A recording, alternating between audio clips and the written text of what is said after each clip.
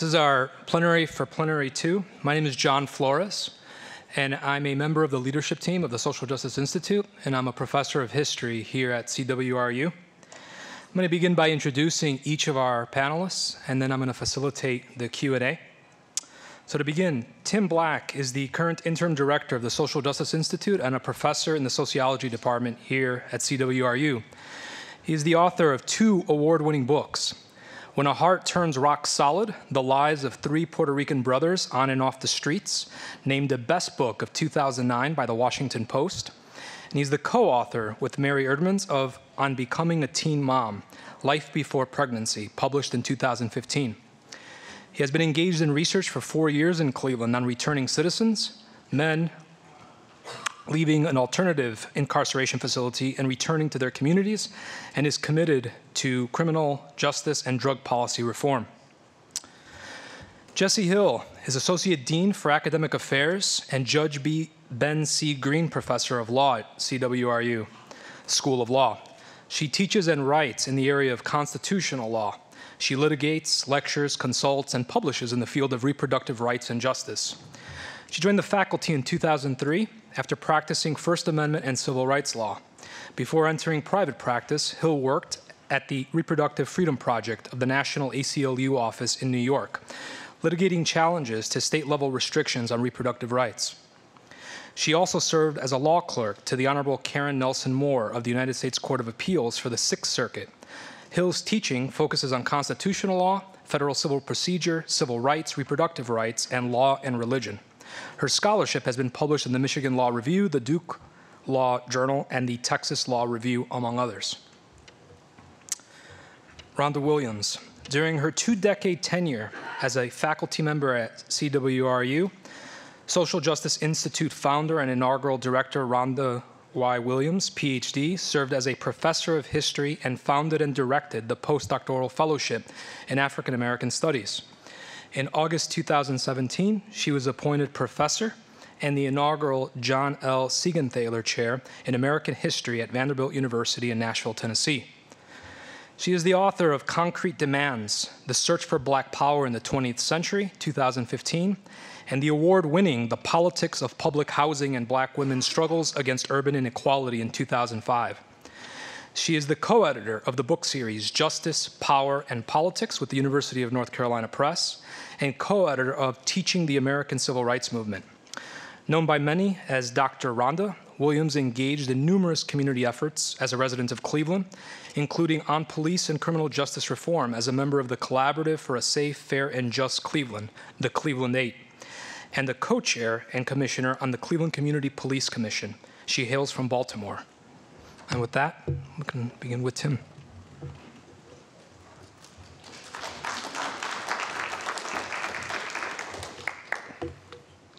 We have our PowerPoints. Oh, there we go.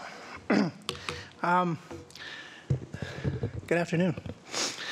So I'm going to, with 15 minutes, try to make a few comments about mass incarceration, some decarceration, prison reform efforts, and then returning citizens. But to contextualize this for me, I want to take a sort of broad picture view, provide a little sketch of that. And of course, that means that if we're going to understand mass incarceration or any issues that have to do with race and class justice, in my view, we always have to start at the intersection of capitalism and white supremacy.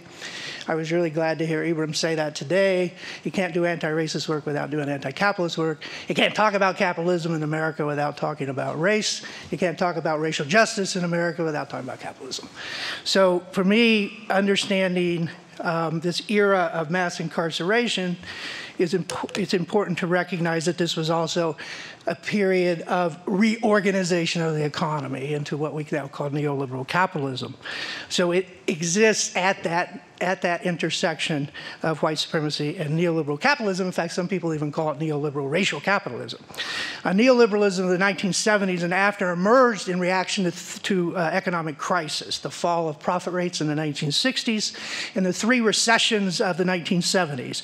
In addition, and importantly, it was also a reaction to 1960s insurgency, including ghetto uprisings, Black Power movement, the welfare rights movement, feminism, and the labor movement that threatened its hegemony. Neoliberalism set out to lower what we call the social wage. which includes wages and benefits.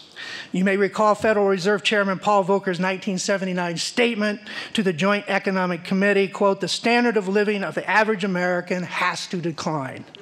In 1981, he orchestrated a deep recession. It didn't just happen, by dramatically raising interest rates that tamed inflation by raising unemployment to extraordinary levels. But more importantly, it set a tone and an agenda for what was to come over the next 4 decades. Profits would indeed be restored on the backs of labor. Production would increase dramatically over the ensuing decades while wages stagnated. The 2 wings of government by which elites or the ruling class reproduce themselves is involved here. The repressive wing, including militarized policing, the war on drugs, and incarceration, would be used to discipline labor. How do you get labor to comply to this decreasing social wage? While the ideological wing would recast social movements for dignity, freedom, and the redistribution of wealth as enemies of the state, intended to create disorder and chaos, hence the law and order agenda, and would reproduce racial stereotypes and working class divisions by blaming welfare queens, black male criminals, and deadbeat dads for the crisis. Women would be forced off of the state assistance, the very assistance, by the way, that was created to compensate for the failure of markets. Women would be forced off of state assistance and into precarious work, thank you, Bill Clinton, while men who were already economically obsolete or else refused to accept precarious employment would be disciplined through incarceration and not fully released, that is, outside the cycles of recidivism, would only be fully released if and when they accepted the severe social and economic restrictions placed on their lives. In other words, precarious employment, militarized policing, and mass prison construction would increase during and after the 1970s and would exist at the intersections of capital restructuring and white supremacy. I think we are all well versed in mass incarceration, as this graph shows. A few other graphs just to, as my law colleagues say, stipulate to the facts. If we standardize the numbers of prisoners, and this is 2008, the United States was, of course, the leading carceral state in the world, continues to be the leading carceral state. At this point, it locked up about 750 per 100,000 of adults. And you can see how it compares to Russia, South Africa, Europe, and so forth. But this is the graph I really like, because this is the comparison that's typically made between our peer groups. That would be European states, Canada, and the UK. I think this really gets the point across. If we standardize, again, use the standardized measure, you can see the increase from 1984. That's significant because, of course, that's when sentencing reform was passed. That's when we got all of these mandatory minimums.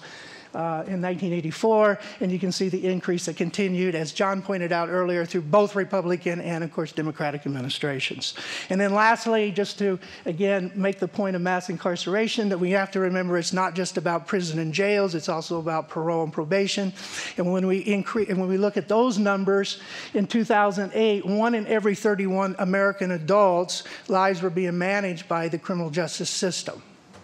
Right, 1 in 31 adults, and that would be 1 in 3 black men. Okay, some people would call that a police state.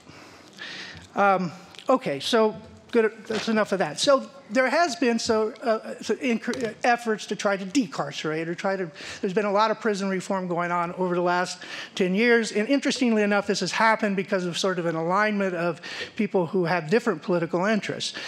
Ebam talked about today, talked about, you know, the racists, the anti-racists, and dissimilationists. Well, I mean, it's kind of interesting. Of course, progressives have been working towards decarceration for a long time, but a lot of conservatives have also gotten onto that bandwagon. Progressives tend to work towards it because of, obviously, justice issues. Conservatives work for it because of fiscal issues, right? The crisis in the fiscal state. Nonetheless, we have very strange bedfellows, and we do have some decarceration efforts and prison reform going on throughout the nation. And so these reforms include things like increasing alternatives to incarceration, especially for drug crimes, eliminating or reducing mandatory minimum sentences, converting low-level felonies to misdemeanors, improving parole and probation release processes, and decreasing prison terms for minor probation violations. But progress has been very slow and uneven. Let's consider the data. Where are we today? So as we can see here, we've decreased from 2009 to 2015 from 1.6 million prisoners locked up in state and federal prisons to about 1.5 million. On an average day in county and city jails, we've decreased it from about 760,000 to 721,000. If we standardize it, we've decreased it from about 756 per 100,000 to 670 per 100,000. A lot of this decrease has been because of decreases in incarceration for drug crimes. If we just focus on federal prisons, and the relevance of focusing on federal prisons is that about half of all inmates in federal prisons are there because of drug crimes. So if we focus on that, we see that there's been some decrease from 97,000 to about 92,000 from 2010 to 2015. So in 2015, do I have that up there? Yes. In 2015, in prison and in jails, we are still locking up about 470,000 inmates for drug crimes. And, you know, while there's been improvement there, we got a long ways to go if we're going to reach the pre-war on drugs period, in which in 1980 we locked up 40,000. Of course, there are vast racial disparities in terms of those we lock up. You can see here the differences, and this is 2010 data. If we look at, if we were to compare this with the changes between 2010 and 2015, we're locking up about the same number of men white men per 100,000. It's gone from 456 to 447. We've seen a decrease in black men from 3,059 to 2,613 per 100,000, and Latino men from about 1,252 to 1,043. Of course, black men are still being locked up at about 5 times the rate of white men, and Latinos at about 2 times, a little more than 2 times the rate. But there has been some decrease among blacks and Latinos who are being locked up. Blacks now make up about 35% of the total federal and state prison population. It used to be 40%. Latinos has remained about the same, largely because of immigration detention. And whites, there's been some increase there. For white women, we see the same patterns, and mostly because of drug policy changes. For white women, we see similar patterns. White women have actually the numbers being incarcerated has increased slightly. For black women, we see there's been decreases, and for Latinos, there's been decreases. If we look at states, and state incarceration rates are important because it's the largest population of prisoners. States locked up the largest number of prisoners. The state incarceration rate has dropped by 7%, and rates have declined in 28 states, as have crime rates. Right, as have crime rates. In some of the large states, we've seen very large decreases. California by 27%, New York 18%, Texas 15%. In each of those, crime has also decreased more than 15%. In some of the southern states as well, including South Carolina and Mississippi, we've seen decreases. But of course, if there's been decreases in 28 states, that means there's been increases in 22 states, right? So it's very uneven, and in fact, in Ohio, we've seen an increase of 5% during that period of time, while the crime rate has actually dropped 25%. There's much variation. It's very difficult to do this kind of research because really, when we're trying to understand the prison system, we have to look at 51 different jurisdictions, the federal government, and then each state has their own jurisdiction. And if we want to take that even further, we have to look at each county prison system and each municipal prison system. So it's a very messy thing, and there's a lot of variation in terms of policies, in terms of discrimination, and so forth across these spaces. As you can see from this slide, the lowest rates of incarceration are Massachusetts, Maine, and Rhode Island. The highest rates, of course, in the South, in Alabama, Oklahoma, and Louisiana. Okay, this is what I wanted to get to. All right, so if this is happening, there's more, so the systems are changing, right? So we have alternatives to incarceration, more specialized courts, and so forth. That means we have changing forms of state surveillance and social control, right? We need to make sure we understand what we're talking about when we're talking about decarceration. It doesn't mean that the states are releasing people. It means they're changing the forms of state surveillance and social control. Work is starting to accumulate on this. Research is starting to accumulate, focusing on halfway houses, drug courts, drug treatment and drug testing, parole, probation practices, surveillance strategies, including designated no-go areas in urban spaces, electronic monitoring. All this is being studied. So my colleagues and myself, Damian Calvert, Brian Polk, and Lacey Caparelli have been studying returning citizens for the last 4 years. And so as we were doing this, you know, one issue that emerged for us that was really quite shocking was the amount of debt that these returning citizens have, and also the amount of time that that is structured when they come out. So we're working on a paper now called Debt and Time, and I'm not going to talk about, because of time, I'm not going to talk about time today, right? I'm going to talk about debt. But I want to show you some of that information. So what we did was we focused on a second wave of men, 30 men that we developed relationships with and then followed them as they went into the community. And for these 30 men, and when we talk about costs, these are the costs we're talking about. We're talking about court costs, restitution costs. They actually pay, I don't know if you know this or not, but they have to pay for their parole and probation services. When you see them walking around with these electronic monitors on their ankles, they pay $8 a day for those electronic monitors. So a 90-day sentence, that's $720. 30-day sentence, rather, so that's $720. I mean, 3-month sentence, I'm sorry, is $720. 9 months is something like $2,100 or something like this. It's a lot of money if you don't have any money, right? So, and then there's also the Bureau of Motor Vehicle costs, right, which are also very high, right, because of fines and warrants and so forth that have been accumulated over the years in a variety of different municipal courts and in the county courts. So what kind of debt are we talking about for these 30 men, just to give you some sense of the magnitude of this? What did I do? Oh, there it is.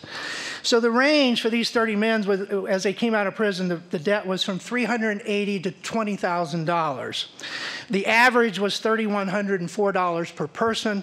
The median was $1,448. And when we calculated, we added all that up just for those costs that I mentioned, court restitution, supervision, electronic monitoring, BMV costs, was $93,124.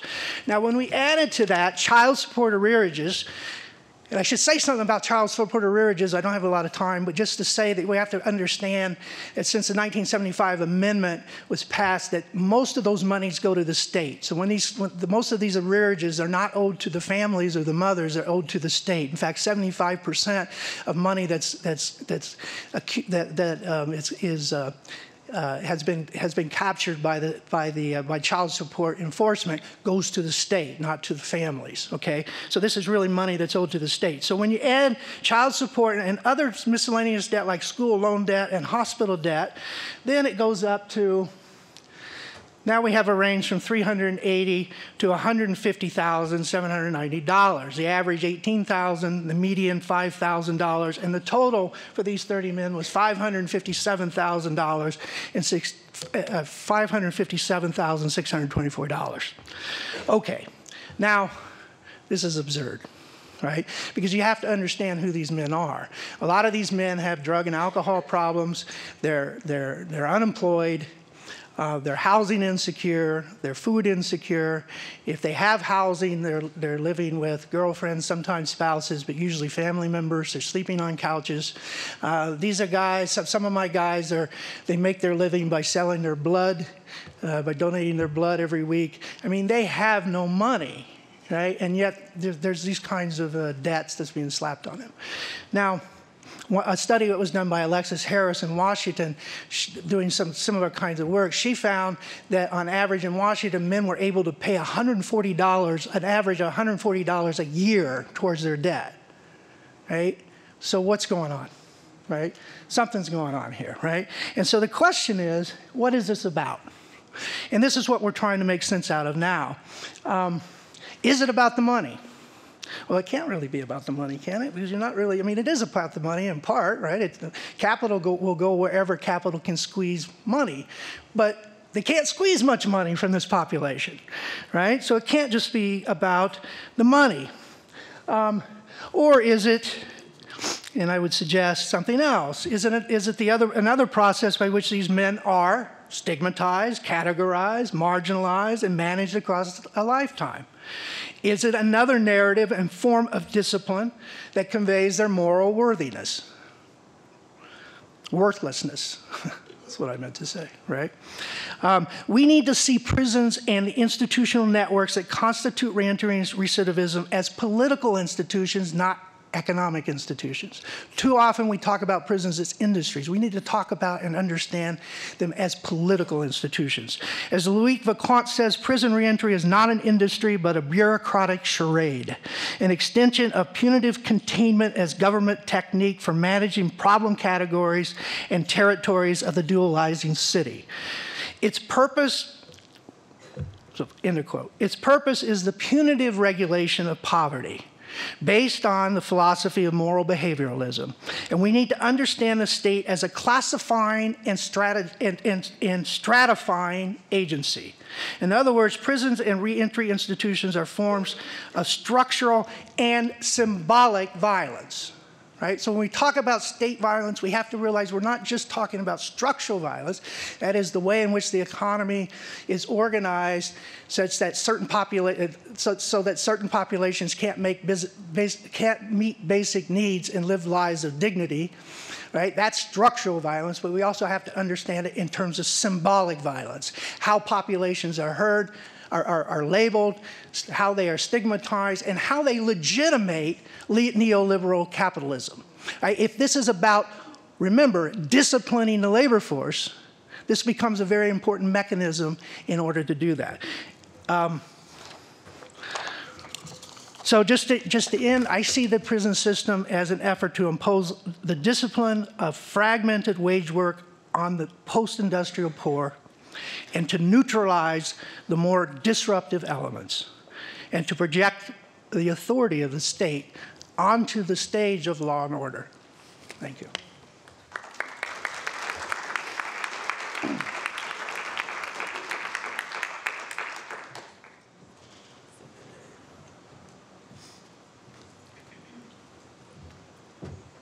Thanks. My topic is reproductive violence. I'm going to start with the story of Jane Doe, which probably many of you have heard about. If I had set out to make up a hypothetical example of state-imposed reproductive violence, I probably couldn't have come up with a better one than the case of Jane Doe. Jane Doe, of course, is the undocumented immigrant teenager who fled abuse in her home country to come to the U.S., discovered she was pregnant, and sought an abortion. In Texas, where Jane Doe was detained in the custody of the U.S. government, girls under the age of 18 have to get the consent of a parent to have an abortion, and if they can't, they have to go to a court and convince a judge that they're either mature enough to make the decision to have the procedure on their own, or that having an abortion would be in their best interests. Unsurprisingly, Jane Doe, given her circumstances, 17 years old, just made a treacherous journey from another country on her own, likely lacked any resources or support system in the U.S., and was fleeing abuse in her country of origin. She was found to meet either one or both of those standards. Still, then, when she had her court order in hand and sought permission just to leave the shelter to go have an abortion at her own expense, she had a private source of funding for the procedure, she was denied permission to leave the shelter for this purpose. She was then subjected to pressure not to terminate the pregnancy. This pressuring didn't work. She sued, and after several weeks of delay and legal appeals, which increased not only, of course, her stress, but also the risks of the procedure, she finally received her abortion on October 25th.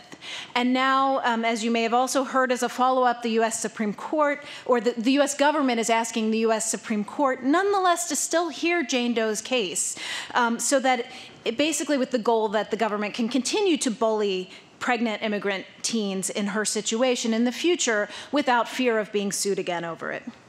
And it's even suggested that Jane Doe's lawyers should be sanctioned because they didn't keep the government abreast minute to minute of the exact date and time of her private medical procedure, which the attorneys never guaranteed that they would do or agreed to do. But this foiled the government's appeal, and so it's angry. So could there be a starker example of the raw exercise of government power, right? Forcing its will on this young, or attempting to, on this young woman's body. As Linda Greenhouse put it in the New York Times recently, the government, quote, unleashed its anti-abortion fury on the most vulnerable among us, unaccompanied minors, pregnant and alone, who are here only because they had the gumption or desperation to flee something even worse. Indeed, Jane Doe is vulnerable and marginalized in so many respects, right? An undocumented immigrant, she's essentially incarcerated. They call it a shelter, but she's being detained by the government. She's a woman, a minor, a victim of abuse. We don't know much about her race or ethnicity or social class, but we can probably guess, right, that she's not a white middle-class teenager from Canada. We also don't know much at all about her backstory because, fortunately, it hasn't been released for public consumption. But given that she was fleeing abuse in her home country where abortion is illegal, and that rates of sexual exploitation and assault against undocumented or unaccompanied minors, immigrant minors, are startlingly high, something like 60 to 80% for girls who are traveling unaccompanied. It seems at least more likely than not that the pregnancy resulted from rape. This always reminds me of something that Representative Henry Hyde said when he's the one who's responsible for the Hyde Amendment that bans Medicaid from covering abortions. When the Hyde Amendment was first passed back in the 1970s, he said, quote, I would certainly like to prevent, if I could legally, anybody having an abortion, a rich woman, a middle-class woman, or a poor woman. Unfortunately, the only vehicle available is the Medicaid bill. Okay, and so then I can tell you, I could go on about how awful this abuse of power is. I'll just say briefly, again, as a constitutional lawyer, I can tell you there was zero basis. What makes it even worse in my mind, on top of all of this, is that there was zero legal basis for the government's actions. They couldn't, their briefs are just without precedent, without any sort of authority that they can cite. It really makes it an even more raw sort of abuse of power, exercise of governmental power. And also this sort of attempt to go after Jane Doe's lawyers, to take away, the one sort of privileged mode of access, right? The one voice that can speak on her behalf that she had. So to make sure that future minors, is presumably to deter lawyers from helping future teens in this situation. And also, what if she had had that baby? Right? What then? The government doesn't say what it was planning to do about this brand new American citizen. Presumably, there was a decent chance that that baby would face the fear and trauma of either separation or threatened separation if the mother, Jane Doe, after making this treacherous and uncertain journey from her home country to the U.S., didn't also succeed in navigating the treacherous and uncertain path to U.S. citizenship. Or at least, legal presence in the country. But again, in many ways, Jane Doe's story is sort of only the tip of the iceberg. It's a very easy thing to focus on, but what I'm talking about here, reproductive violence, can be seen as a much broader phenomenon. And it encompasses many ways in which the government violates women's rights to reproductive justice. And I just want to focus on a few of these themes of, that I am connecting to reproductive violence, and for the remainder of my remarks, these themes and how they play out in women's reproductive lives. So as you can see them here, that they intersect with racial and other forms of inequality, that the role of the law is ever present here, but notably invisible. It works in very invisible ways, the state and the law. And then finally, that it's sort of, there's a sort of co-opting of the language of violence and victimization so that the woman who is being subjected to the state violence is actually being constructed as the violent one, and the state or other powerful individuals are being constructed as the victims.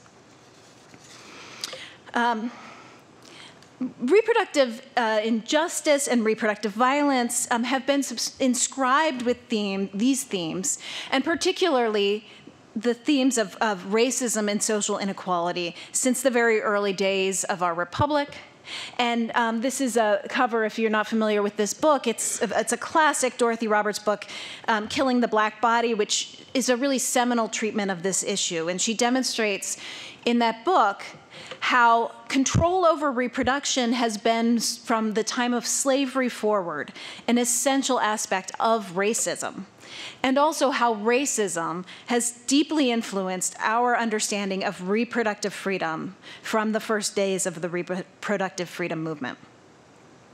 So she advocates for a new and inclusive understanding of reproductive liberty. It's an understanding that includes individuals of all ages, races, abilities, sexual orientations, and identities. It includes the decision to parent and how to parent, as well as the decision not to become a parent. And it includes an obligation on the government to offer affirmative assistance and not just refrain from interfering with individual choice. In other words, it reflects this definition of reproductive justice, so which can be seen as the flip side of reproductive violence or reproductive injustice. I guess I'll briefly read it's a little bit of an edited definition, but the right to have children, not have children, and to parent the children we have in safe and healthy environments. It's based on the human right to make personal decisions about one's life, and the obligation of government and society to ensure that the conditions are suitable for implementing one's decisions, as being important for women of color as well as for everyone. Represents a shift for women advocating for control of their bodies from a narrower focus on legal access and individual choice, which is often the focus of mainstream organizations, to a broader analysis of racial, economic, cultural, and structural constraints on our power. So, like I said, with the time left with my remarks, I want to just sort of focus on this, the flip side of this, what we might call reproductive violence, and its many manifestations in society today, so that we can think critically about these issues as a means to realizing this broader conception of reproductive liberty and justice. And I want to talk about why, again, there are these themes of this sort of intersection of various forms of inequality, along with the state playing a sort of invisible role, so it looks like it's not responsible for the reproductive violence, and the sort of deflection of violence onto the victim and away from the state. So I have 3 examples here that I'm going to touch on. The first is this concept of obstetric violence, which is kind of a new concept, at least in my U.S. legal circles. You don't see it actually discussed almost at all in the U.S. legal scholarly literature. It's a concept that has been developed a bit more in Latin American women's movement. But the concept is that, well, this is a sort of high-level definition. It's one definition, and again, I've edited it a little. But what we think of as examples of obstetric violence are processes by which women's bodies are subjected to violence in the childbirth process or in the time around childbirth and pregnancy. So we can think of practices such as unwanted cutting and C-sections during delivery, denial of pain medication during delivery, and then also the sort of most blatant example of prosecuting women or threatening to prosecute women for pregnancy-related conduct, including refusing surgical C-sections when the doctor thinks it's indicated. Like I said, I mean, this is sort of a new object of study here in the U.S. As a phenomenon, relatively new. Data is very hard to come by for a lot of reasons on who is being subjected to this, how often does it occur, when, where, under what circumstances. There are not very many published legal cases that deal with it, again, for sort of complicated reasons. But there's some evidence to suggest, I mean, there is evidence that women of color, for example, make up a majority of published or known prosecutions and other legal interventions where women are coerced into particular procedures or prosecuted for their conduct in connection with pregnancy. Given overall disparities in the quality of healthcare, as well as some of the things Professor Black was talking about in terms of the overall tendency to monitor and control the lives of women, of poor women, of black women, of more marginalized members of society more than others, again, it's reasonable to think that these are the precise groups that are being subjected to this kind of violence. But most of the time, again, we can think of these court cases which are very visible, and there have been a few very high-profile ones, but most of the time the hand of the law is invisible here.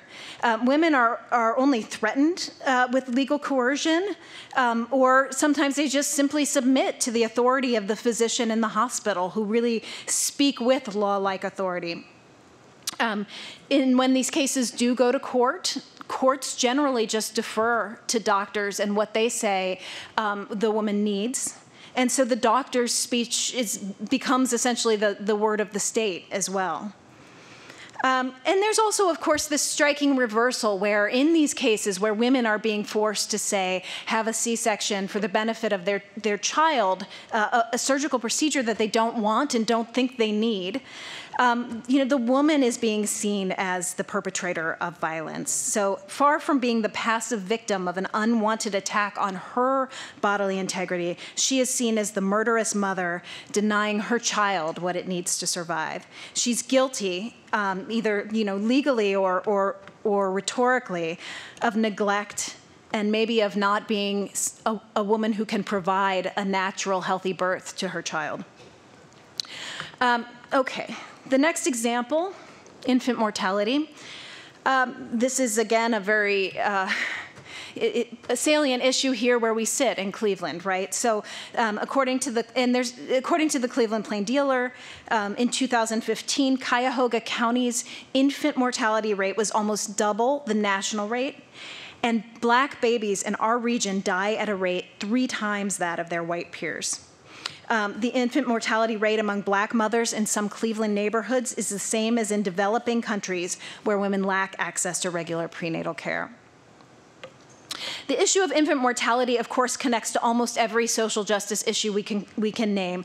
Poverty, access to health care, access to good nutrition, access to education. But something that I think is particularly interesting here is that there's been recent research indicating that all those factors that you might think of, that you might name, poor nutrition, poor education, poor health care, only accounts for a very small percentage of the black-white gap in infant mortality rates. And one study has suggested recently that, in fact, it's the actual stress, the constant ever-present stress of being subject to discrimination day in and day out that people of color feel in virtually every context, that plays the bigger role in this distinction between pregnancy outcomes between black women and white women. So as the author of a study on this subject, Nancy Krieger, said, we literally embody biologically the societal, and ecological conditions in which we grow up and develop and live. But I mean, this is not even not even necessarily a factor tied to social class. It is purely race and racial discrimination that accounts for a huge chunk of that difference in outcomes. And again, here, the hand of the state is not visible in that, right? We don't think of this as something that the government is imposing on poor or black women, like the official government redlining from decades ago that continues to affect housing patterns today. Systemic, historic, and institutionalized racism that's traceable to official policies but often not recognizable as such continues to literally kill black babies. And as with obstetric violence, it's often the mother that we blame, right? Not the brutally indifferent policies of the state, right? So she wasn't eating properly, right? She didn't go to her checkups regularly. She was poor. It was her fault. The fact that the studies focused for so long on what the woman was doing wrong, and continue to really. And there's even been, a theory that there's a preterm birth gene that is connected racially, right? That black women are more likely to carry. And the fact that it took us so long to discover the role of racism in all of this just shows you how well concealed it is. And then finally, I have to say another word about abortion restrictions, and I'll try to be brief because I suspect I'm over time. There's so many forms of them, and I just want to call out a few really egregious examples. One is there's been a whole movement on the anti-abortion side to ban abortions when they are done for the purpose of race selection, which is just a very odd movement that it's not clear even what phenomenon they are referring to, but it seems like it's the fact that women of color are, again, black women and Hispanic women in particular have disproportionately more abortions than white women. And this attempt to suggest that it's, because black women are somehow complicit in race genocide, right, that billboard, that's the reason. Or maybe that they're being duped by doctors who have an agenda. I don't know. But as opposed to seeing that, of course, abortion rates tend to correlate with socioeconomic status and socioeconomic factors. And they go up and down based on whether the economy is doing well or doing poorly. I'll just mention these two things really quickly. Anti-coercion laws, which tell women you can't be coerced into having an abortion, but disregard the bigger picture of, like, have you been coerced into having sex? Have you been coerced into getting pregnant, right? Have you been coerced in any other aspects of your life? And finally, of course, these laws that are trying to force clinics to close that, again, in many ways, fall hardest on the most vulnerable of women, the poor, wage earners, and women who are victims of violence, because those are the ones that have the least options for exercising reproductive choice. So I'm going to stop there and hope to discuss it more during the Q&A. Thank you.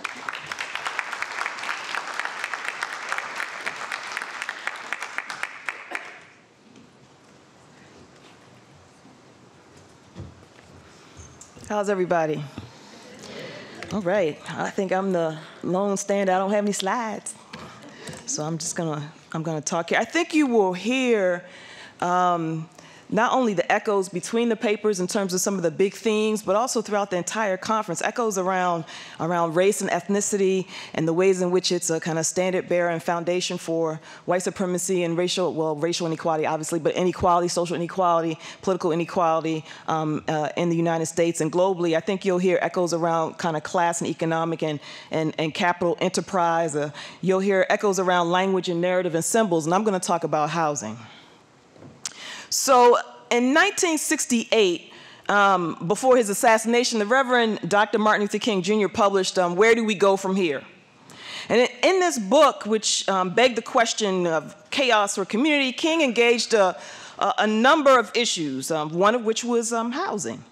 So I want you to listen to King just for a moment. He writes on page 124, the city continues to acquire land, and he's talking about urban renewal. He said, the city continues to acquire land and evict families, returning them to the slums from which they came, deeper in debt, bitter and resentful, with no voice or hope of redress.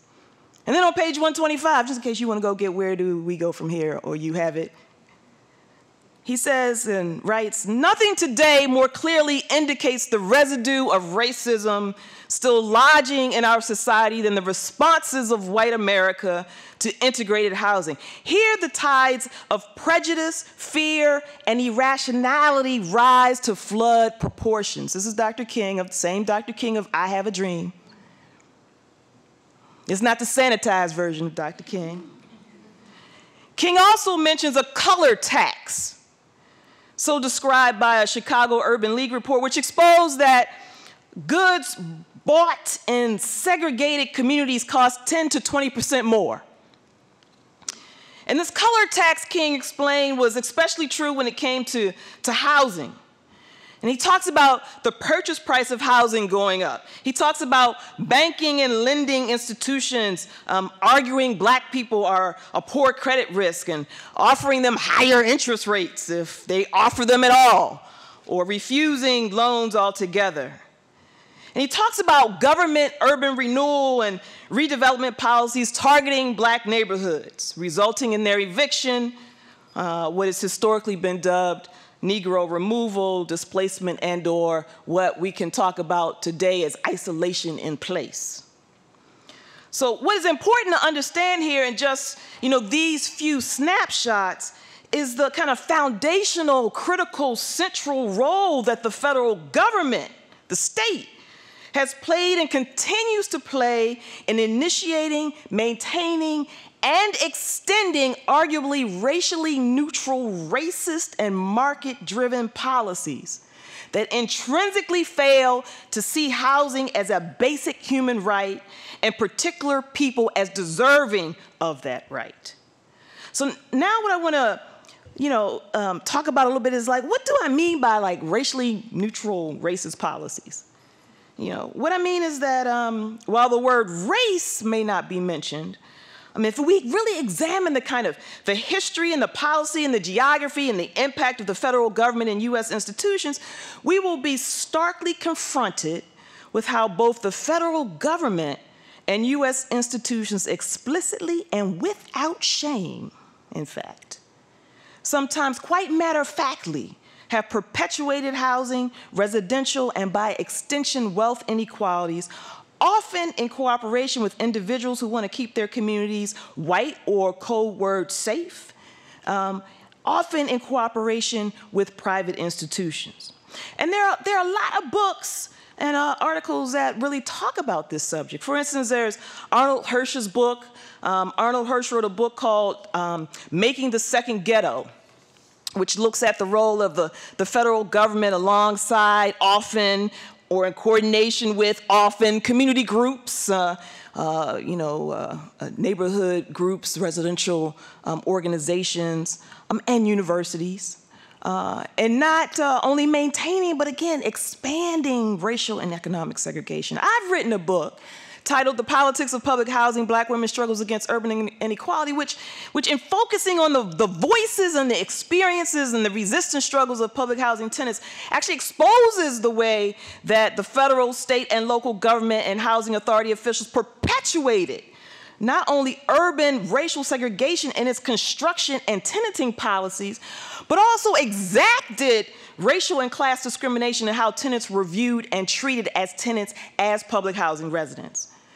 In New Deal Ruins, Race, Economic Justice, and Public Housing Policy, Edward Getz talks about the racially discriminatory intentions and impacts of government-driven neoliberal privatization and redevelopment policies, for instance, in the form of Hope 6, home ownership policies in the 1990s, and how those policies have helped to dismantle the housing social safety net for low-income and working poor people while creating a tax-supported commercial fund for real estate developers who receive government aid through, for instance, tax credits. You'll hear me sometimes say echo, echo, echo. That stuff is going on right now in our backyards. Getz also describes this as the kind of new, quote unquote, urban planning orthodoxy, one that ultimately relies on a troubling trend toward market-driven reforms, if you can call market-driven reforms, we can talk about that. But a troubling trend toward market-driven reforms, not only on the backs of low-income subsidized housing, but in a way that actually belies the reality that in most places public housing actually worked and still does work, which may shock some people. Indeed, from the play A Raisin in the Sun, written by Lorraine Hansberry, whose father in the real world was the plaintiff in the Hansberry versus Lee case in the early 1940s regarding restrictive covenants, to Burl Satter's Family Properties, another book on race and real estate, to Richard Rothstein's recently published, getting a lot of publicity, book, The Color of Law, Forgotten History of How Government Segregated America. It's a book that affirms what many scholars have been writing about already, that segregation is the explicit byproduct of overt and covert overt government policies and regulations, the role of the government in perpetuating racial and economic inequality through housing, which is the major asset of wealth transformation or transformation of economic class conditions, but also transferal of actual economic wealth, right? The role of the government in perpetuating racial and economic inequality is clear and profound and deeply troubling. You know, even if for some it is an unknown story or what we can call a hidden in plain sight fact. So with regard to housing, then, we can think about the manifestation or perpetuation of state violence in at least 5 ways, at least 5 ways. One is access, or lack thereof. The other is housing policies and programs, how they're structured, who they serve. The third is government regulation. The fourth is funding, and the fifth is policy language.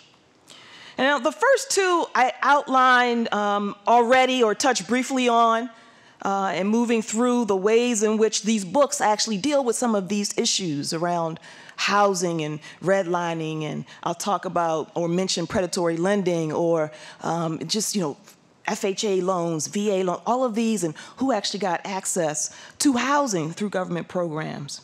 Right, so I've touched a little bit on access and then housing policy and programs, and we could talk more about that if you like. But let me raise just 2 other provocations for consideration under access and housing policies and programs, and then talk a little bit about the other 3, government regulation, funding, and policy language. So the 2 provocations I want to put out there is for us to kind of think about land banks versus land trusts. In terms of access and housing policy and programs. Like, who controls the land when we think about land bank and land trusts? Who gets access to the land and land banks? And how is this different or similar or connected to grassroots community-based land trusts? Can we think about land banks as a space where potential racketeering goes on? How's that connected to the color tax and connected to redevelopment in communities and tax credits? Who are the groups or the people who get designated as CDCs in order to get access to land and land banks versus grassroots land trusts? And, you know, as we think about land banks versus land trusts, how can we think about the ways in which they could potentially work together? And in what ways are they or are they not doing that? In what ways are they perpetuating racial inequality and social inequality and housing inequality and actually promoting gentrification versus actually providing, quote unquote, affordable housing? That's one provocation. The other is for us to think about eminent domain policies. So in Atlanta, there's a story that I just read in the Atlantic Black Star. It came out November 10th, 2017. And it's about the Peoplestown neighborhood. And the name of the article is "Gentrification Comes to Atlanta's Last Working Class Black Neighborhood." And the article is about the ways in which the state, the government, uses eminent domain, is using eminent domain in Atlanta. Actually, all across the nation, eminent domain is being used and has been used to take privately owned property for public use. And in Atlanta, in the Peoplestown neighborhood, in this article, "Gentrification Comes to Atlanta's Last Working Class Black Neighborhood," what they want to do is take people's homes, working class Black people's homes, to build a park and a pond to help with street flooding. Street flooding that began to occur because of crumbling infrastructure connected to the ways in which there was disinvestment in those neighborhoods from the state itself in the way it distributed its resources. So this is how the government can actually expropriate property. You know, we heard John talk about expropriation. So the government is already expropriating. So, you know, maybe, you know, we think about that as we think about what John suggested we might do as well, right? So this idea of eminent domain policies. And in this article, which again was published in the Atlantic Black Star, November 10th, 2017, it was reprinted from the US version of The Guardian, just in case you want to find any of this. This article says this process is replicated throughout the United States. If successful, eminent domain could become the newest tool that local and state governments could use to accelerate the gentrification and displacement that is already impacting low-income Black and brown communities. That's the second provocation under access housing policies and programs. Let me touch on the last three, mostly with some questions for us to consider and ruminate on as a basis for further inquiry, intervention, conversation. So I'll be throwing out words, and it could not be complete sentences, but just things for you to think about. So government regulation is the third one that I talked about, government regulation. In some ways, Kim Foreman's presentation kind of talked about ways of government regulation, like for instance, housing code enforcement. So let us think, here of the echoes of decades-long and still ongoing struggles regarding lead, pain, and poisoning, right? For instance, in a book titled A Life in the Struggle, Ivory Perry and the Culture of Opposition by George Lipsitz, Ivory Perry, a grassroots activist in St. Louis, is working with community members to fight ever-increasing rents in low-income housing and lead poisoning in housing in communities. What decade was it?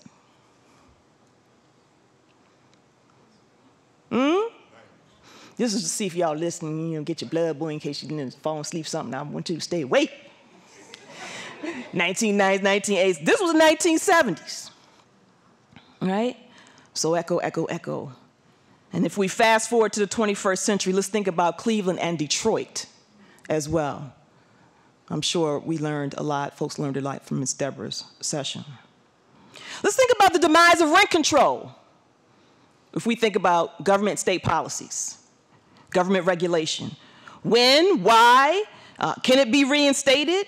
If it were reinstated or people wanted to try to get it reinstated, who would fight hard against it?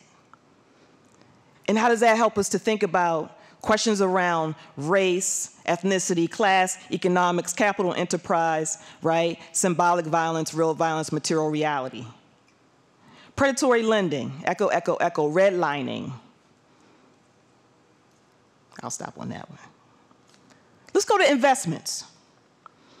There's a wave of privatization and moratoriums that have been put on construction of low-income traditional public housing, right? So if we think about investments there, there's a drop. So a wave of privatization and moratoriums on construction of low-income traditional public housing, and privatization of the housing program through Section 8. Which most people don't actually connect those, right? Because Section 8 offers vouchers so people don't have to live in particular communities. But this is a beginning moment where we begin to see privatization happen. The government began to pull itself back in some ways from being able to see and think about providing safe, sanitary, and affordable, adequate housing based on its use of direct delivery of services to low-income people, right? So Section 8, which does give people opportunities to move elsewhere, all this stuff is nuanced and complicated, also gives private landlords government subsidies, tax-supported money, without obligations to actually house low-income people.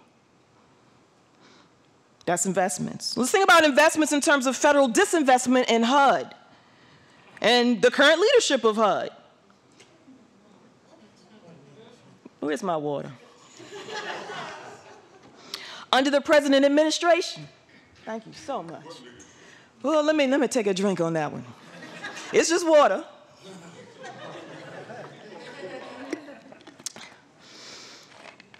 Federal disinvestment in HUD and leadership in HUD under the present administration. Ben Carson, who is a brain surgeon, and has no housing policy or historical knowledge of de facto and de jure housing residential segregation, which, as we know, has implications for health, education, income, wealth, policing, and mass incarceration. We go on and on. Ben Carson, who called poverty a state of mind. $6.82 billion slated for cuts to HUD. From CDBG grants to the Public Housing Capital Fund at the tune of 68% cut, to a cut in the Public Housing Operating Fund, which would impact 1.2 million families, to a cut in the Housing Choice vouchers, eliminating potentially 256,000 or more vouchers, those very same Section 8 certificates I was just talking about, which also are complicated in their own right. And even cuts to housing for persons with disabilities. So investments, if we're thinking about state violence and gentrification and housing and who gets access and what does it mean to be in this kind of climate now and think about affordability. Let's talk about programs and language. Programs and language, right? So I've talked about access, housing policies and programs, government regulation in terms of some provocations, mentioned some things on funding. Let's talk about policy language. So what is subsidized housing?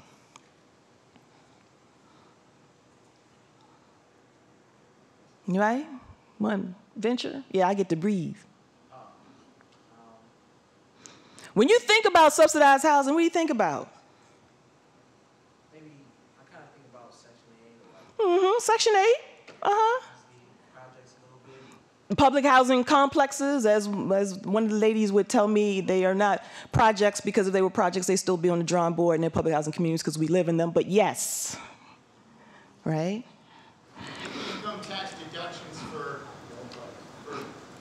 individuals, including mostly over $80,000 a year income. Ooh. Is that subsidized housing, Tony? In fact, those are the ones who actually take advantage of that income tax deduction. Oh. Last I remember, over 80% of the de jure or de facto costs of the federal government's budget are for such individuals whose, it subsidizes their house or second house. Okay, so we'll come back around to that because I know my clock ticking, but. And the other one is the redefining of zoning in ways that allows private developers to override community concerns while developing subsidized housing. So between this answer and that answer, that's a provocation. Like, when we think about language, and language reflects not only our ideas, but our images of what our solutions are going to be, and that becomes solutions, right? So if we think about subsidized housing, in one way, we get one answer and we get one set of policies, and we think about subsidized housing another way, we might be able to kind of undermine the kind of whole notion of how we're actually engaged in state-perpetuated violence against low-income people or people who cannot afford housing. So subsidized housing, people think about public housing. But what about suburban housing? Housing made available on a required racially discriminatory basis to whites only through FHA and VA loans. So when we think about the suburbs, understand that the suburbs were built with public money, where certain people were explicitly excluded from living there. This is what Rothstein highlights. Let's talk about discourses of disaster, another set of language. Usually manifests, again, in the realm of public housing, and we saw this working with Hurricane Katrina in New Orleans, with the demolition of public housing that was not even damaged. So an example, in September 2005, in the aftermath of the devastation of Hurricane Katrina, Republican Congressman Richard Baker of Baton Rouge was overheard telling lobbyists, "We finally cleaned up public housing in New Orleans. We couldn't do it, but God did." Discourses of disaster. Affordable housing. What does that mean? Affordable for who? Low-income people and working-class people? Affordable for people who make between $80,000 and $100,000, $250,000 and $500,000, need some luxury homes with some close-by amenities of coffee shops and other kinds of things. I mean, like, what is affordable housing? And how can we think about that, not only to understand the ways in which state violence and inequality works, but also to think about it as an opportunity for people who are really left out of housing, low income and working class people who are housing and rental apartment poor, to organize together and see it as an opportunity. What's this thing called mixed income housing? So you got middle class folks next to poor folks, but that's not enough mixed income? What? Can you rehab some houses so low-income people who have been holding down neighborhoods or working poor, people who are housing poor, can rehabilitate their houses and stay in community? But that's not enough. I mean, how do we think about the language of mixed income housing? This is not to say that all poor people need to live in one neighborhood and all middle class people need to live in another neighborhood and all upper class rich people need to, that's not what we're talking about. But like, what is that code that's often embedded in the notion of mixed income housing? For many, this is perceived often as a code for displacement, for isolation in place, and for gentrification.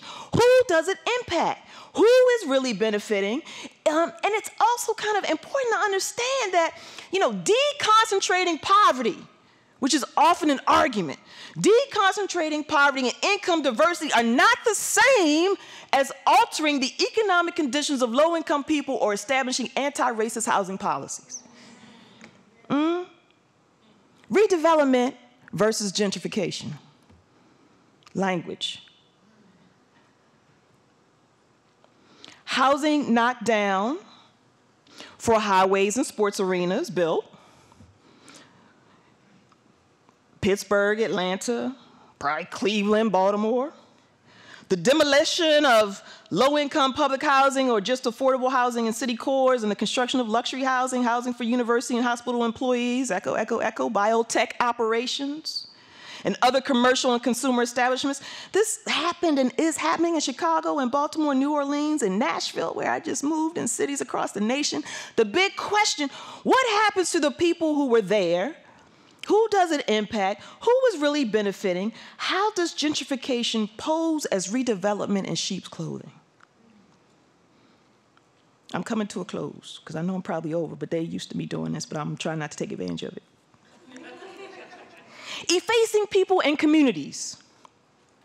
So let's close with a current day example of gentrification from Nashville, where I just moved. And then I'm going to rewind this almost 50 years to echo some poignant and prophetic words from 1968, which are still relevant in the echoes of today. So in Nashville, I went to a meeting, and I was able to hear the chair of the Affordable Housing and Gentrification Task Force for the Nashville Organized for Action and Hope organization. And she shared, Ms. Paulette Coleman shared, that more than 30% of the people living in Nashville are cost burdened. 70% of low-income people are cost burdened. And she stated that unless the market bottoms out in 18 to 24 months, land access will be more dire than that. And she told the history of exclusion by the state, some of which I've already mentioned, and she said to us, with government acting this way, you are not going to have many good-hearted private people acting with empathy. In other words, the state's animus and discriminatory behavior authorizes and affirms housing practices that will perpetuate and exacerbate inequality. Another person I heard was Austin, who works for Homes for All. And he also gave some sobering statistics. He focused on renters. And this is what I remember hearing, so any factual errors, are mine. They are not Austin's and Ms. Paulette Coleman's. But what I wrote down is that over half the residents in Nashville are renters. And half of those renters are cost burdened. He said that, I think he said it was around $29,000 is the median working class wage a year. And the average rent is $1,400 a month. Can I tell you that Dr. Rhonda, even when Dr. Rhonda moved down to Nashville, I'm happy. But when Dr. Rhonda moved down to Nashville, her jaw dropped to the ground when she learned about the rental rates. Can you imagine folks were making $29K? Overall, 41% of Nashville residents and this includes low and moderate income people, including service workers, teachers, firefighters, and even police, fit in the category of those who need affordable housing. The question he asked Austin is, how do you leverage the 40% of Nashville that is suffering for the purposes of building power? That's a question that we can dream and imagine about and think about how we organize about anywhere. Paulette Coleman says she had a dream. Echo, echo, echo. I have a dream that we will think it is as popular to solve homelessness and the housing problem as it is to bring in and serve tourists. And then she said, what we need is a, quote, a whole affordable housing ecosystem to solve this crisis. So programs and thinking about the language, just something basic, let alone the material realities, the components of policies, the players, the manipulation of tools and resources, the diminution of those resources. The programming language makes a difference too, and how we can imagine our way out of it. So, Coretta Scott King, and I'm done. Before we can begin to dismantle and recognize how violence manifests itself, and even recognize things as violence that we wouldn't even call violence, we have to think about the logics, the narratives, the language, and the material reality. Coretta Scott King said on May 1968, Mother's Day March of welfare recipients in DC, she said, "It is not an easy way, particularly in this day when violence is almost fashionable, and in this society where violence against poor people and minority groups is routine." She said, "I must remind you that starving a child is violence. Suppressing a culture is violence. Neglecting school children is violence. Punishing a mother and her family is violence. Ignoring medical needs is violence. Contempt for poverty is violence. Even the lack of willpower to help humanity is a sick and a sinister form of violence." Echo, echo, echo.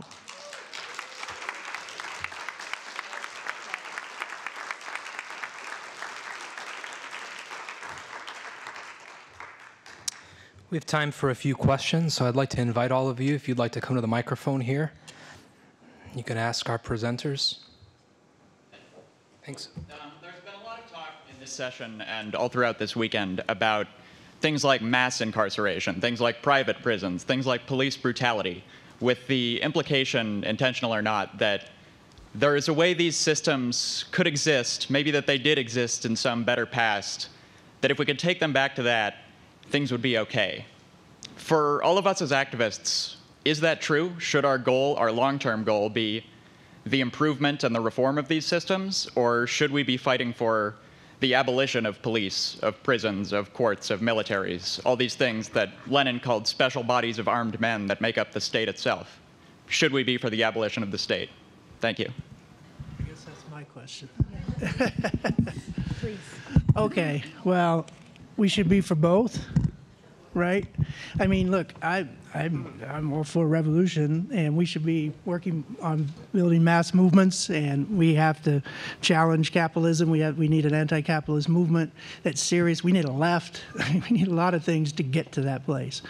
But in the meantime, people are hurt by this system, and reform is also important. We have to do both.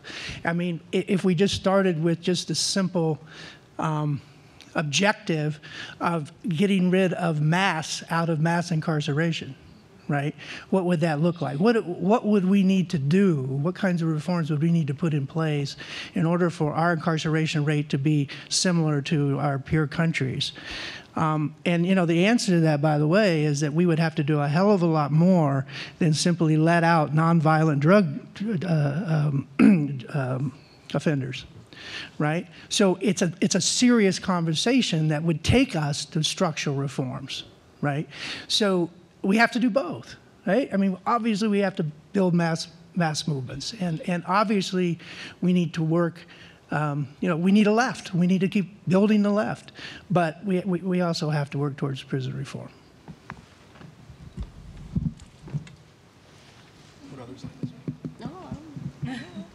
I mean, what are we going to do in the meantime while we waiting for the revolution?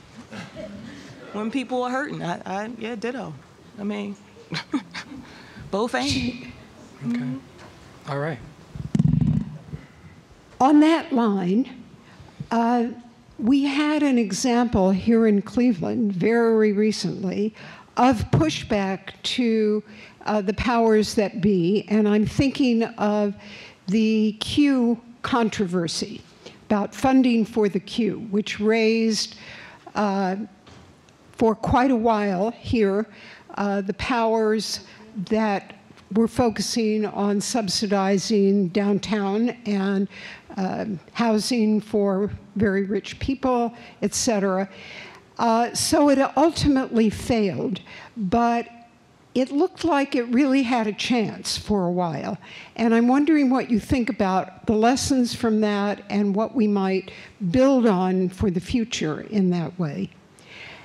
My other question for Dr. Hill, who's a constitutional scholar, is what you think about the move to amend movement that is proposing the 28th Amendment to the Constitution that would challenge corporate personhood and money as speech.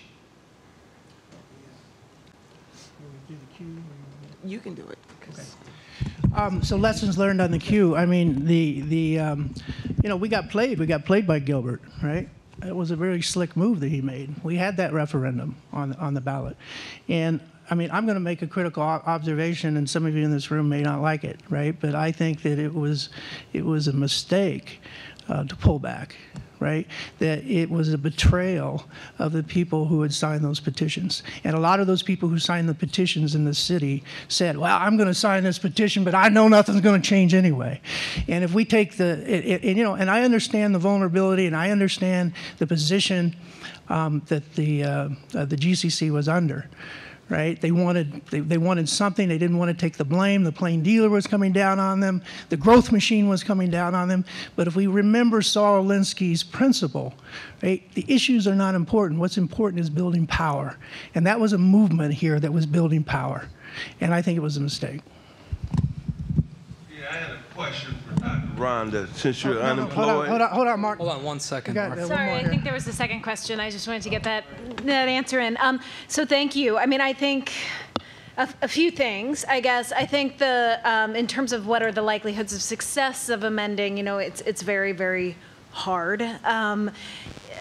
So I don't know how realistic that possibility is, but I do also just want to say a couple things about the two themes you raised, corporate personhood and money as speech. You know, corporate personhood is actually, it's easy to see it as a sort of rallying point, you know, that corporations should have the same rights as persons. And I certainly don't think that they should have all the same rights as actual people, but I think we have to be careful because there are corporations that we might want to protect. Like, you know, the New York Times is a corporation and has done a lot of good for First Amendment rights, for example, and for civil rights in that capacity. So to me, the bigger problem is actually the thing you said second, which is the idea that money is speech, and that has run through our campaign finance jurisprudence since the beginning of it and hasn't been as closely questioned. I really think money is not speech, and more money is not more speech. And so I think it's, you know, we need to question or critically look at that assumption more carefully. Except that the movement and the people who've really delved into this say that you cannot control the money as speech unless you control the long legal history of corporate power through that we call corporate personhood. That without dealing with that legal history, you cannot control the money piece. Maybe. I mean, I'm not familiar with that line of argument, but you know, it's possible. But I do think that, you know, maybe corporate personhood is a very broad concept, and maybe the issue is just that we want to think about it more in more context-specific ways. I had a question. It would be my cathartic intercession for Dr. Rhonda, since she's no longer an employee of this university, that you would speak on, because you had mentioned the backyard. Mr. Vento had mentioned other paradigms of subsidized housing. You mentioned the spatio displacement. the cultural geography. You mentioned about, but it seems when you mentioned the backyard, we're talking about the tax credits for the housing right down the street on Mary Hill, the ones right down on Louis Stokes Boulevard, and the ever expansion of Case Western Reserve University and the master plan of University Circle Incorporated to colonize what has been traditionally known as African space on Wade Park, Ashbury, Huff, and Fairfax. Now, all what you had elucidated in is happening right here, and it's of violent nature. And as Tim had mentioned earlier, when we talk about violence, it is a symbolic violence to a lot of chicanery. I think Tony did a good job of what's going on. So I'm wondering from you, since you're no longer under the feathers of this university, that you would speak to that. Because when I come up in here, the police always following me.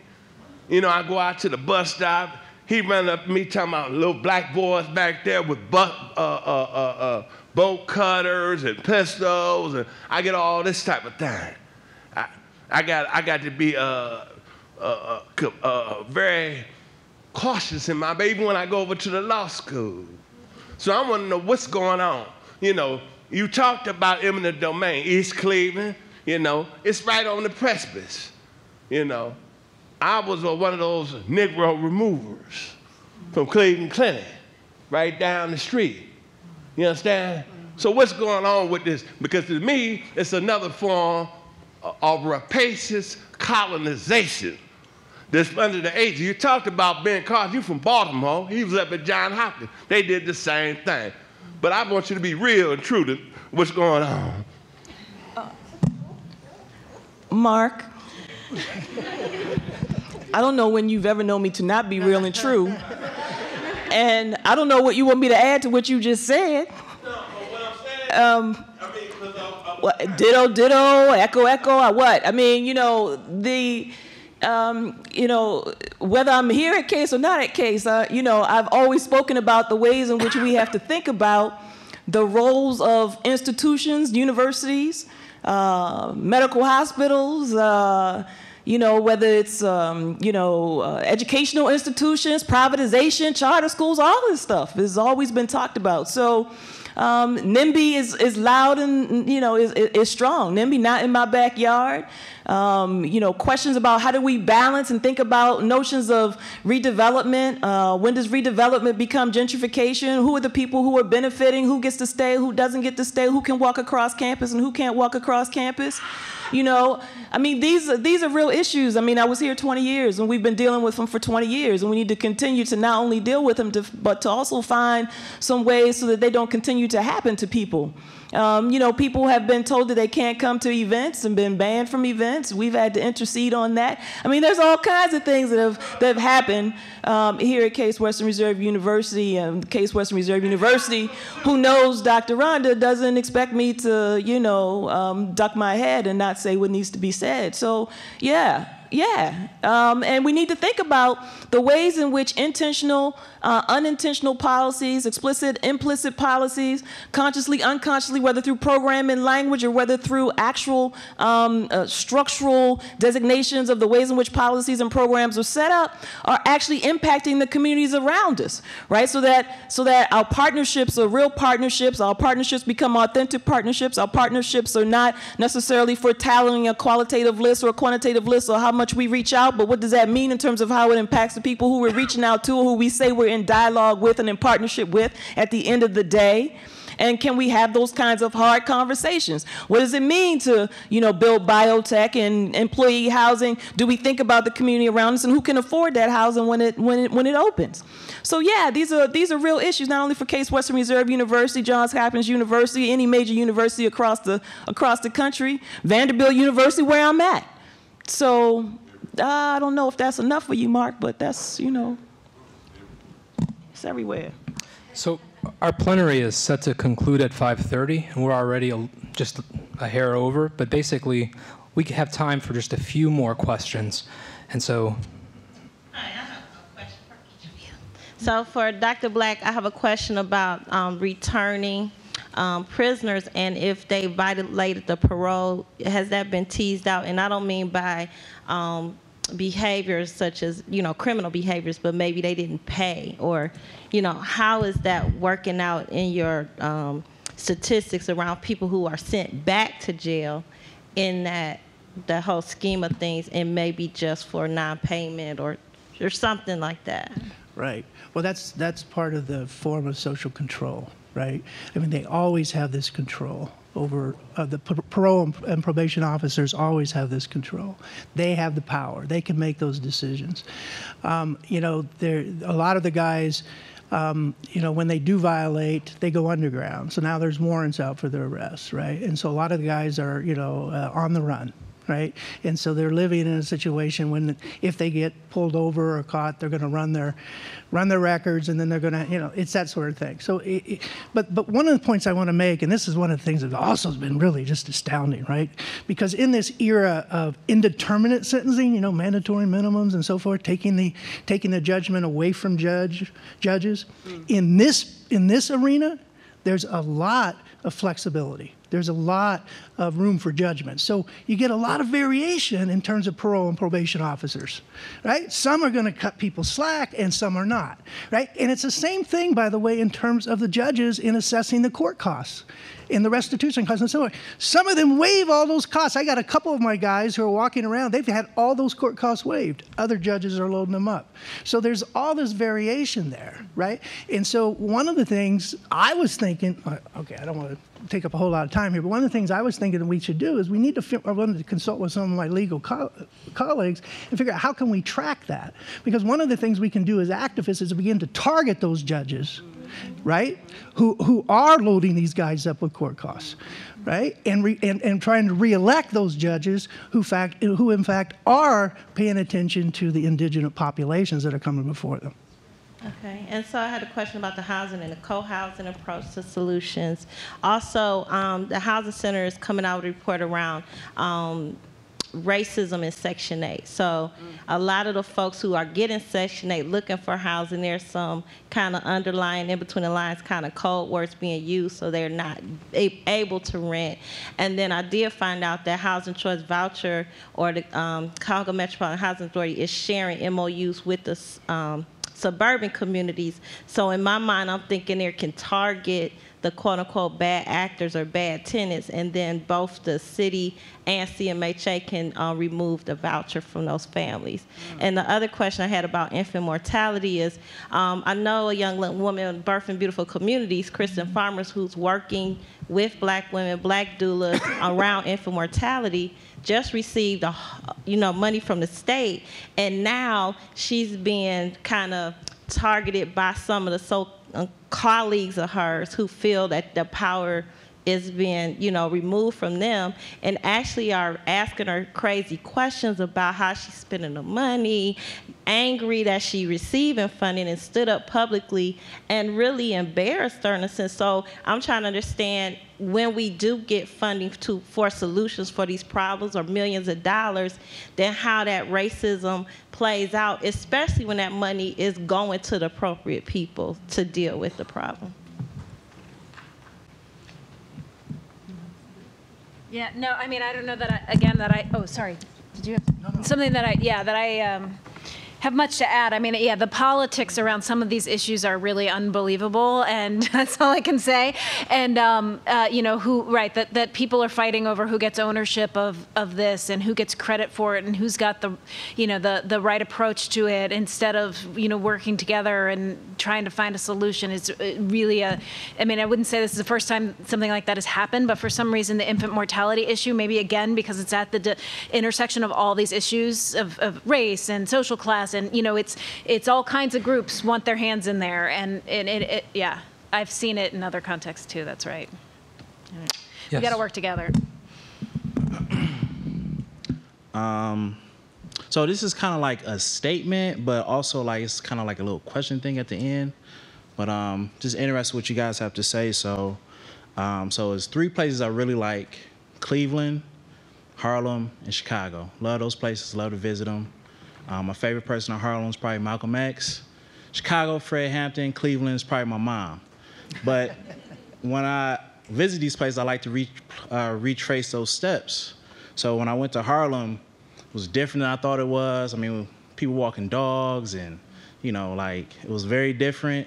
When I went to Chicago, I started hearing about the red line extension through the South Side, you know, cutting across a couple people's backyards, and people were kind of worried about, okay, who is this really for? What's it going to change? And Cleveland, we're even talking about extending the red line through the West Side and a couple other things going on.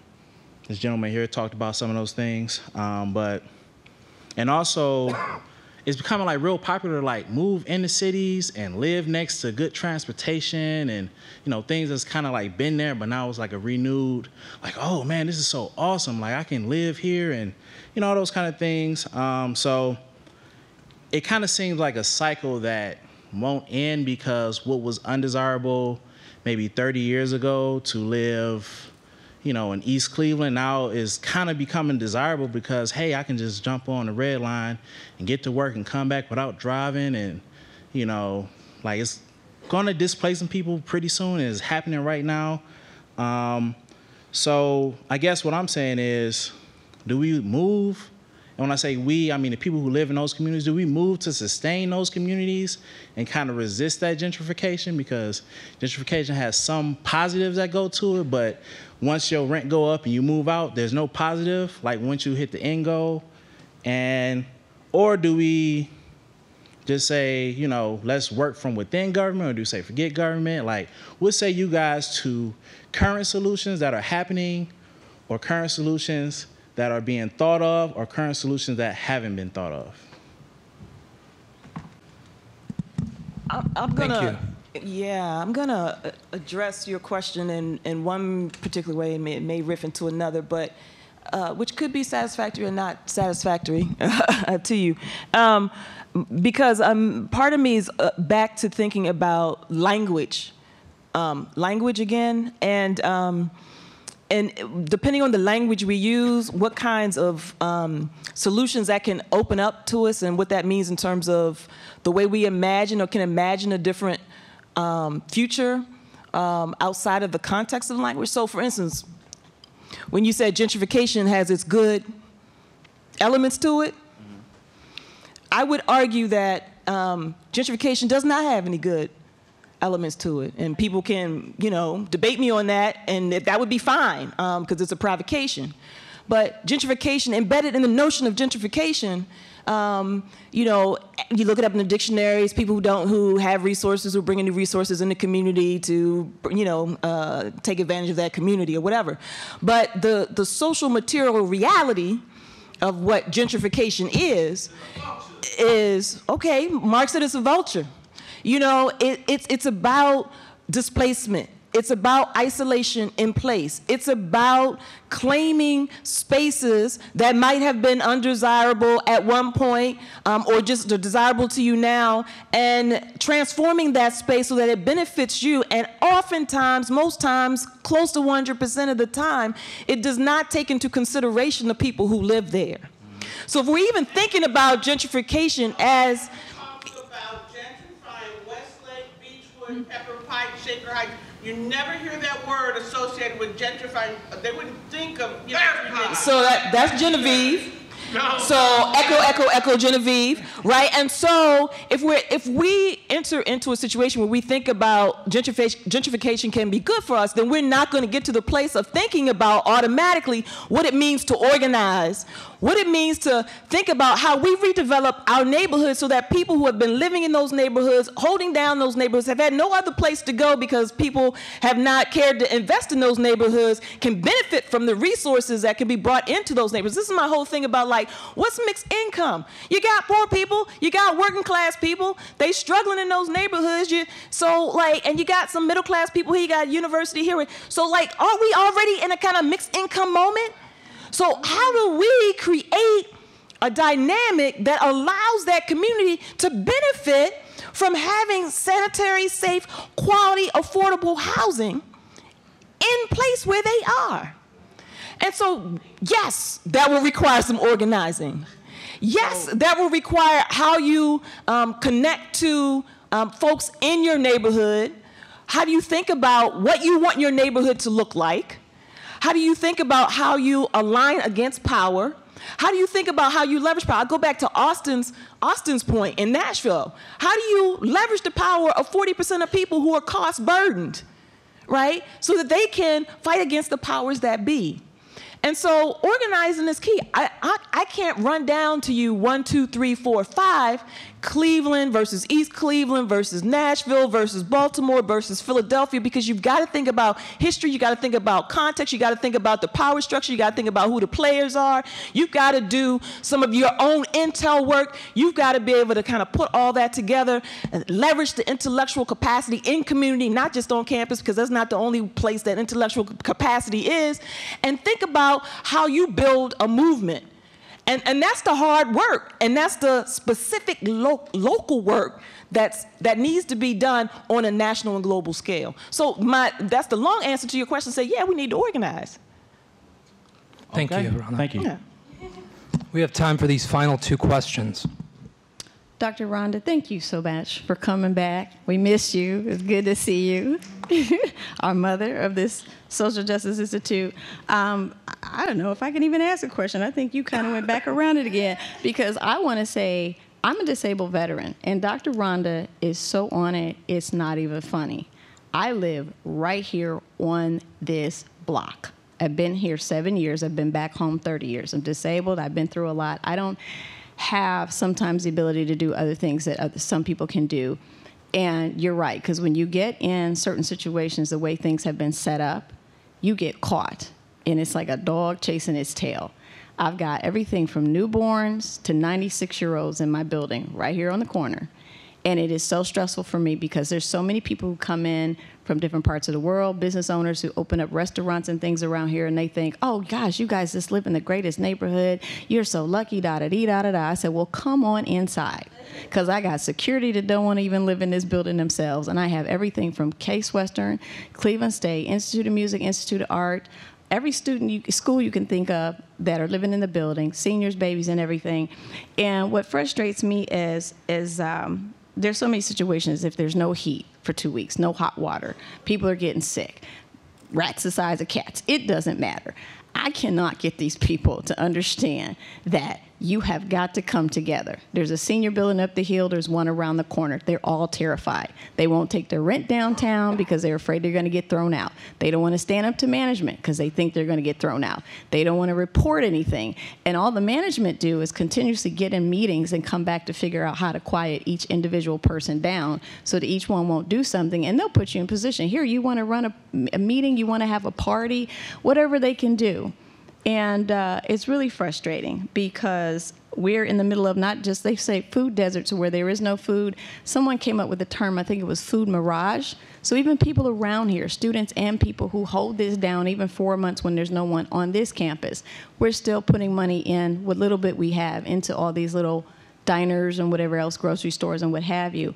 But you're right. I mean, I don't even know where I was going to go with this, but it's really stressful. It really is. And I do love that you brought this up, and I hope more people get your book and read it and start to understand, like you say, the languages, because I think to really empower people too is to educate them more on what you say is language, because there's also people living in $350,000 homes that get food stamps, which I don't understand. And then there's people who have 4 people in their families and they've got 1 degree and mom's homeschooling, and people can't get food to eat, even students around here that are starving to death. So anyway, thank you. Thanks for coming back. Thank you. Okay, I wanted to speak on this. Okay, Case Western Reserve is supposed to have the highest and the best as far as social science and higher at University Hospital social work, right? And you saying Ohio have the highest rate for black babies being born, right? So I'm looking at this and I'm like, okay, well, me like myself, I'm hard of hearing. I have families that I have family members, I have friends that try to be controlling of me or trying to tell me who to be with and how many kids I'm supposed to have. My situation is that I have a daughter, she's trying to tell me how to live my life, but she has 4 kids. and I watch over them, and I be trying to watch them, and I told her, just like when the baby be too close to the window, and we on the second floor of my house, you know, and I see the number, I see the statistic, just by looking at the news and how many deaths that the young parents are. But I'm being controlled by family members, and I was looking at how you was trying to say as far as the abortion rate. I was looking at that as well. And I noticed that, too, like for me, we being controlled to have kids, but yet you have people that's mental. They are able to have, they're not having a two-child, but you got some people who parents and do it at an early stage without them knowing it. But still, when you got people that's mental, they're coming in the hospital, you got social workers waiting right there, and then when these babies are born, and you're taking them from their reach, out of their arm, you're not assisting, you're not being there for them, you're not being supportive, you're not suggesting anything, you're just ready to take their baby. That doesn't sit well with me. You see what I'm saying? Even though they may not be, they may have some time of changing and everything. And I know some parents who do have problems with schizophrenia and everything. But me, like myself, I don't. But I'm being treated like I am. But I also had a situation where I had my last child, which is about to be 16 next year, where, like I said, I wanted to be married, and also I wanted to have another child. This is how bad it got. How far do it take you for you to go ahead and try to just make me look bad and then put me in a jail cell with lesbian, transgender, and bisexual? That doesn't sit well with me. This is how far my family had took it, okay? Because my family is a warden of the prison and everything. You don't incarcerate me. You don't do that, and you don't do it on social media. And then you trying to control my phone. That don't even go with my kids either. My thing is that I just wanted to let it be known that a friend of mine, she didn't even know her parents. We was in high school, junior high. A grown man had molested, but she still wanted her baby. She had that right, but the mother is responsible. But she did not want to abort her baby. It traumatized her. She was pregnant with twins. I have other friends. That's why I said a lot of times, it's a lot of, and then I had another friend, she was deaf. She kept crying every time she told the story. I mean, she don't have no vocal, but she was signing to me. But I could feel her pain because she cried to me, telling me that her family took her son because she had a son she was raped. Regardless if she was raped or not, she still wanted her child. But her family took it away from her, and then they had it where they had it tubal ligation. So how far do you know, I'm trying to advocate for people that's deaf, hard of hearing, and I just wanted to bring that up, and I do want to speak with you afterward and what to do, and, trying to, educate them and try to get them to understand, because it's a lot of people, just like my friend. I had one friend, they was a married couple, and they were deaf. They lost their baby in a tub. Okay, and yeah, sometimes we do need to be having some type of assistance, how to rear our child and everything, but if you know how to, and you're capable of taking care of your child, just like I said, just like me, for instance, I noticed when I had my last one, I went in there, a social worker was there on hand, and also I breastfed all my kids. I come to find out that she was talking to me like the breastfeeding lady, the lactation lady, was talking to me like I ain't never know how to breastfeed a baby. And I'm looking at her like, I know how to do this. I'm experienced at this. But then the other incident was the social worker. So I'm thinking, okay, I got a feeling this is how controlling people's family and, friends can be. You calling up to the hospital, how serious is that? Some people need to be aware of that. You're going behind my back and you're talking like I'm incompetent of looking out for myself and my kid. And you're calling the medical staff to speak on my behalf. It's not that serious. It's not that serious to incarcerate nobody. It's not that serious to be controlling of no one like myself. Yeah, I mean, thank you for all of that. I mean, I think, right, we could talk all day about the topic. We really, literally could. I know I could only be very brief with a few examples, but you've given a lot more of just how pervasive this control of reproduction is and serious. I can barely hear you. I heard you. Sorry. I heard know, you say you could talk all day. I'm sorry. But I said we read could. your lips. Yeah. No, I said we could talk all day on this topic. I mean, you've given so many examples, and there are so many more of control of reproduction, women's reproduction, especially Black women, especially marginalized women. It's just that I was just talking on a lot of levels what goes on. Absolutely.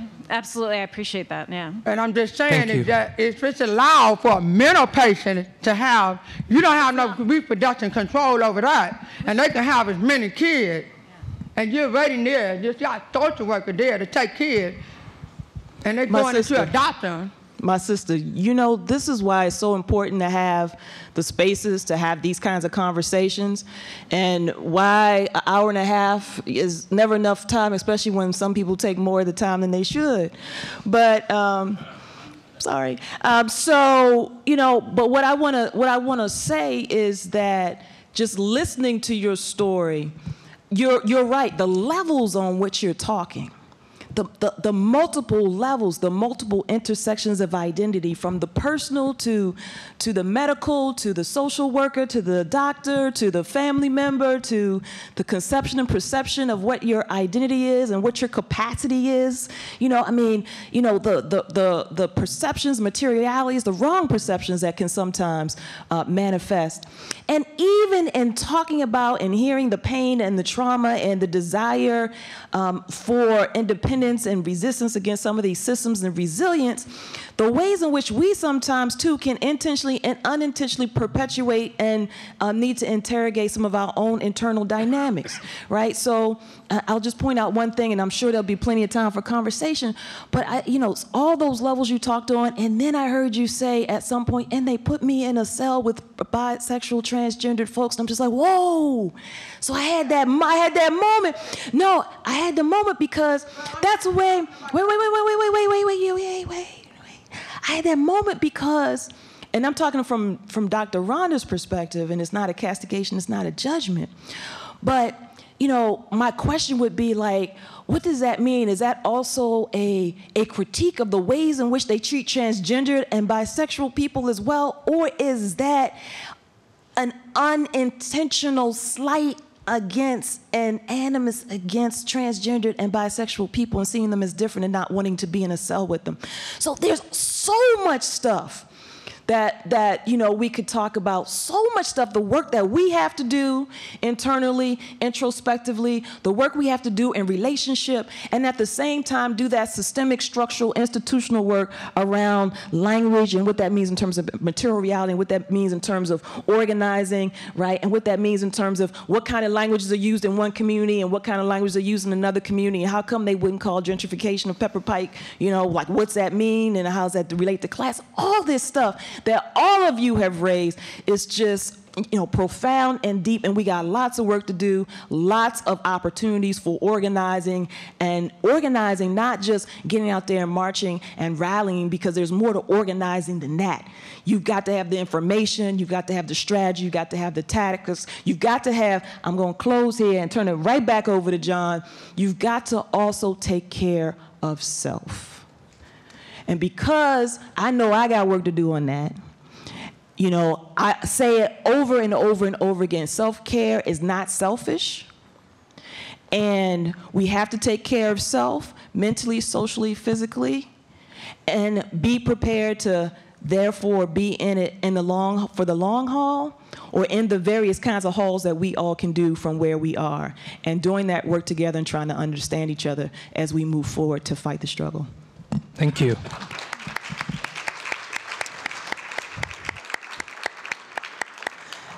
Yes, so we are over time. I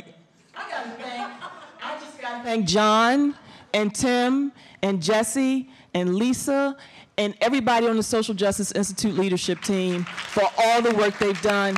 I'm just honored to be always in their presence and back doing this work with them. Thank you. So yes, as all of you probably know, we are over time, but I'm still charged actually with making an appeal to all of you. And I'd like to do that in just 2 sentences. So just 2 is what I'm going to give you.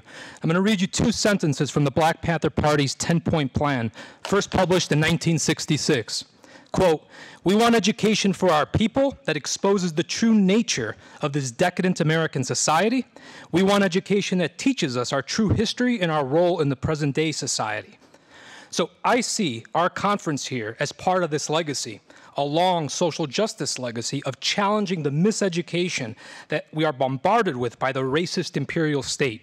So I thank you all for hanging with us through this plenary, and I hope actually that you'll come back to us at 7:30 today for our theatrical performance, hashtag Your Phrase Here, presented by the Theater Artists for Social Change, a collaboration between Karamu House and the Dobama Theater. Thank you very much.